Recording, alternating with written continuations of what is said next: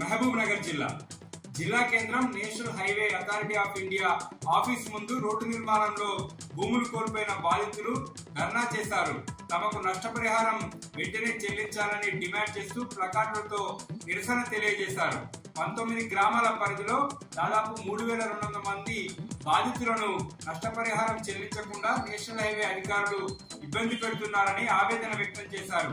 2019 నుంచి ప్రభుత్వ ఆఫీసుల చుట్టూ తిరుగుతున్నప్పటికీ కూడా తమకు న్యాయం జరగట్లేదని ఆవేదన వ్యక్తం చేశారు. రాష్ట్ర ప్రభుత్వం కూడా నేషనల్ హైవే అధికారులతో మాట్లాడి వెంటనే న్యాయం జరిగేలా చూడాలని బాధితులు డిమాండ్ చేశారు.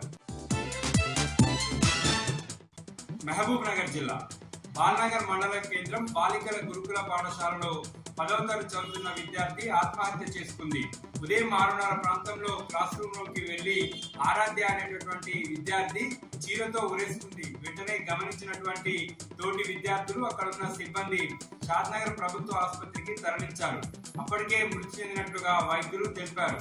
కల్వకుర్తికి చెందిన ఆరాధ్య మృతిపై తల్లిదండ్రులు అనుమానం వ్యక్తం చేస్తున్నారు.